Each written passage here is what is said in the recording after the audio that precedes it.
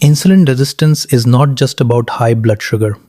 It's a deeper metabolic problem where the body stops responding properly to insulin, setting the stage for conditions like diabetes, fatty liver, hypertension, and metabolic syndrome.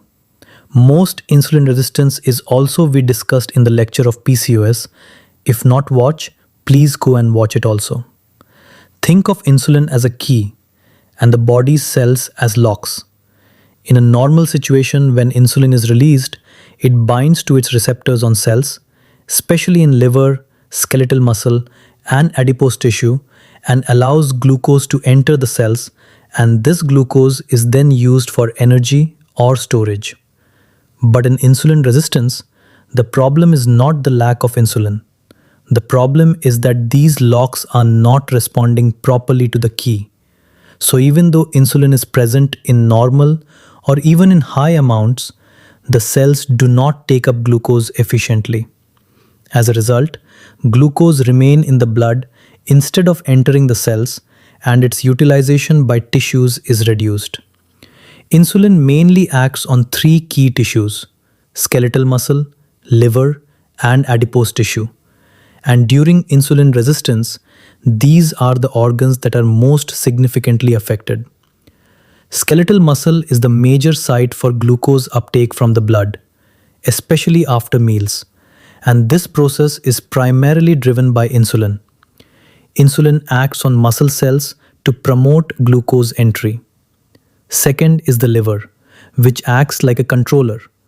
Under the influence of insulin, it stores glucose as glycogen when there is excess glucose present, and importantly, insulin suppresses hepatic glucose production so that unnecessary glucose is not released into the blood.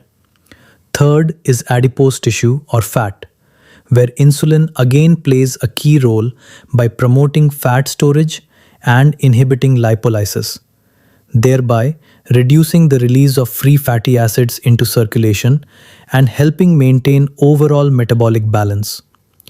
Now, when these tissues become resistant to insulin, this coordinated control starts to break down.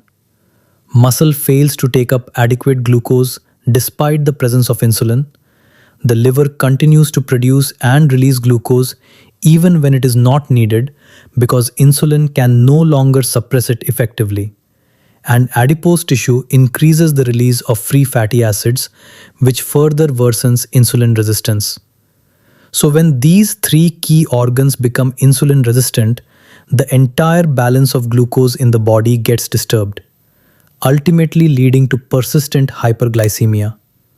Now, once the body senses that tissues are not responding properly to insulin, it tries to compensate. The pancreas, specifically the beta cells, starts producing more and more insulin to overcome this resistance. So insulin levels in the blood rise. Initially, this helps maintain normal glucose levels. But here's the important point. Over time, continuously high insulin levels themselves make the tissues even less responsive, thereby worsening insulin resistance. So it becomes a vicious cycle. Insulin resistance causes high insulin, and high insulin further worsens insulin resistance. Over time, this imbalance doesn't stay limited to glucose alone. It starts affecting the whole body. Blood sugar begins to rise, lipid levels become abnormal, blood pressure increase, blood vessels don't function properly, and body enters a low-grade inflammatory and prothrombotic state. Even uric acid level may go up. So a simple resistance to insulin gradually turns into a widespread metabolic disturbance affecting multiple systems. Clinically, insulin resistance can also be inferred in patients requiring high doses of exogenous insulin. Normally, only a small to moderate dose is enough to control blood sugar. But if a patient needs very high doses of insulin, it tells us something important. The body is not responding properly to insulin. In other words, the patient is insulin resistant. So practically, if a person requires more than 1 unit per kilogram per day, we start suspecting insulin resistance. And if the requirement becomes extremely high, like more than 200 units per day, that means the resistance is severe. To understand insulin resistance, focus on three key organs: skeletal muscle, liver, and adipose tissue. In a state of chronic excess calorie intake, these tissues are continuously exposed to excess nutrients, which over time impairs insulin signaling. As a result, they stop responding properly to insulin. So, to understand the pathophysiology of insulin resistance, let's begin first with the liver, as it plays a central role in handling excess energy. Normally, when a person consumes more calories than required, especially carbohydrate, blood glucose levels rise, which stimulate the pancreas to release insulin. This insulin acts on the liver to reduce blood glucose by suppressing hepatic glucose output, as glucose is already high, mainly by inhibiting gluconeogenesis and glycogenolysis. At the same time, insulin promotes the uptake of this excess glucose into the liver and directs it toward fat synthesis. So, under normal conditions, insulin both decreases glucose production and increases fat storage. However, with persistent caloric overload, the liver gradually becomes insulin resistant. Importantly, this resistance is not complete but selective. Because of this resistance, the liver fails to respond to insulin signal to suppress glucose production. So it continues releasing glucose into the bloodstream, while still responding to insulin lipogenic effect by converting glucose into fat. As a result, the liver ends up doing two harmful things simultaneously: producing excess glucose and excess fat despite high insulin levels, ultimately contributing to both hyperglycemia and dyslipidemia. When the liver produces excess fat through lipogenesis, that fat doesn't just stay there quietly. First, some of it accumulates within the liver itself, leading to fatty liver, that is, hepatic steatosis. But a large portion is packaged into lipoproteins, mainly VLDL, and released into the bloodstream. Now, once these triglyceride-rich particles circulate, they deposit fat in other tissues like skeletal muscle and adipose tissue, contributing to further insulin resistance. So, in the adipose tissue, normally insulin acts as a brake on fat breakdown. It suppresses lipolysis and keeps free fatty acid levels under control. However, in insulin resistance, this inhibitory effect is lost, especially in visceral fat. As a result, adipose tissue starts releasing large amounts of free fatty acids into the bloodstream. At the same time, it also secretes inflammatory mediators like TNF-alpha and interleukin-6, which further impair insulin signaling in other tissues. Now, as liver is already producing excess fat through lipogenesis and releasing it as VLDL, and on top of that, adipose tissue is adding even more fatty acids into circulation. These circulating fatty acids acts like excess fuel, getting deposited in organs like the skeletal muscle and heart, worsening the fat accumulation and insulin resistance. Finally, coming to skeletal muscle, which is the major site for glucose uptake, these excess fatty acids enter the muscle cells. Because the muscle cannot utilize all this fat, it starts accumulating in the form of lipid intermediates like diacylglycerol. This interferes with insulin signaling pathways, shifting them from normal tyrosine phosphorylation to abnormal serine phosphorylation, which reduces GLUT4 translocation to the cell membrane. This pathway is clearly explained in the PCOS lecture. Go and watch it. So as a result, glucose cannot enter the muscle efficiently. So if you look at the whole picture, it becomes a coordinated disturbance. Muscle fail to take up glucose, The liver overproduces glucose and fat, and adipose tissue releases fatty acids and inflammatory signals. Together, this leads to hyperglycemia, dyslipidemia, inflammation, and vascular dysfunction, forming the complete metabolic picture of insulin resistance. So, when we talk about the causes of insulin resistance, they can be broadly divided into acquired and genetic causes. But in real clinical practice, most cases are acquired. The most important cause is excess visceral fat. When body stores too much fat, especially around abdominal organs, it leads to overflow of fatty acids into the blood, which interferes with insulin action. Along with this, factors like aging, physical inactivity, and imbalanced diet further reduce the body's sensitivity to insulin. Certain medication such as glucocorticoids, SSRIs, atypical antipsychotics can also contribute. In addition, conditions like high sodium diets, glucose toxicity, that is high blood sugar itself, and lipotoxicity further worsen insulin resistance. Now, apart from these, there are also rare genetic conditions where insulin resistance is part of the disease, such as PCOS, lipodystrophy, myotonic dystrophy, and specific syndromes affecting the insulin receptors. There may involve defect before the receptor, at the receptor level, or after the receptor in the signaling pathway.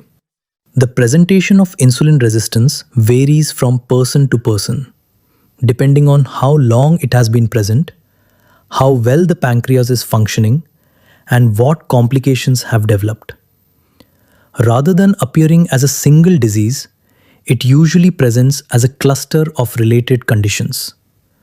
Patients may already have or develop non-alcoholic fatty liver disease, metabolic syndrome, prediabetes or type 2 diabetes, PCOS, or obesity.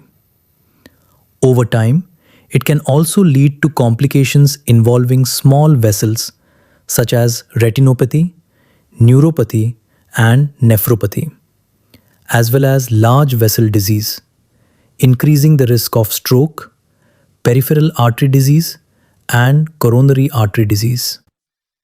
On examination, there are certain clues that point toward insulin resistance. Patients may have high BP, abnormal lipid levels, and increased waist circumference, especially central obesity. In females, features of PCOS such as irregular periods, excess hair growth, acne, or hair thinning may be present. A very important visible sign is acanthosis nigricans, where dark, velvety thickening of the skin is seen typically around the neck and axilla. So overall, insulin resistance doesn't present as a single symptom, but rather as a combination of metabolic diseases and clinical signs that develop gradually over time. So when we talk about evaluating insulin resistance, the most accurate method is something called the hyperinsulinemic euglycemic clamp, where insulin is infused and glucose is adjusted to see how much the body can utilize. But this is mainly a research tool and not used in routine practice. In day-to-day practice, we often don't measure insulin resistance directly at all. Instead, we identify it based on clinical clue. For example, high triglycerides, low HDL, increased waist circumference, high blood pressure, and elevated fasting glucose.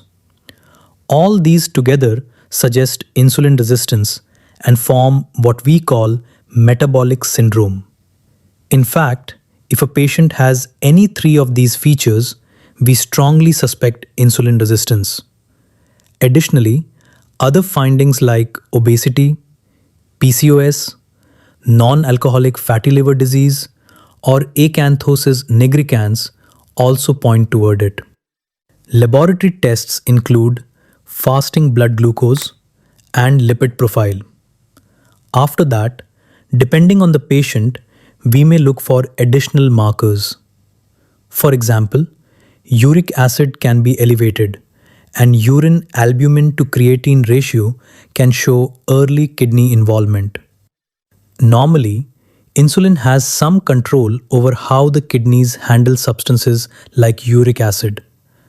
But when insulin action is impaired, the kidneys tend to reabsorb more uric acid, leading to hyperuricemia. Additionally, small amounts of protein may start leaking into the urine, reflected as an increased urine albumin to creatinine ratio, which is another sign that the blood vessels, especially in the kidneys, are not functioning properly. LFT are also important, especially if we suspect non-alcoholic fatty liver disease. If patient has symptoms like snoring or daytime sleepiness, we should evaluate for sleep apnea. In women and features suggesting PCOS, hormone levels such as testosterone, LH, and FSH are checked. So overall, we start with basic tests and then add specific investigations based on the clinical picture. Now the management. The most important and first step in managing insulin resistance is lifestyle modification, which is actually the cornerstone of treatment. This mainly includes reducing calorie intake, especially high glycemic index carbohydrates, and increasing physical activity. Now, if lifestyle changes are not enough, medications can be added. The most commonly used drug is metformin, which improves insulin sensitivity and reduces glucose production by the liver. Other drugs like GLP-1 receptor agonists, such as semaglutide, help by increasing insulin release, reducing appetite, and promoting weight loss. Similarly, SGLT2 inhibitors work by removing excess glucose through urine. And thiazolidinediones improve how tissues respond to insulin, though their use is limited by side effects. Keep in mind that management of insulin resistance is not one size fits all. It is tailored to the underlying cause and the complications that have developed. So, along with lifestyle modification as the foundation, we direct treatment toward the associated condition. For example, in a woman with polycystic ovary syndrome, management focuses on weight reduction, insulin sensitizers, and hormonal regulation. If a patient has non-alcoholic fatty liver disease, then treatment is aimed at reducing liver fat through diet, exercise, and metabolic control. Similarly, if dyslipidemia or hypertension is present, we treat those specifically to reduce cardiovascular risk. So, in practice, insulin resistance is managed by addressing both the root cause, like obesity and lifestyle, and the specific metabolic or organ-related complications that arise, rather than treating it as a single isolated condition.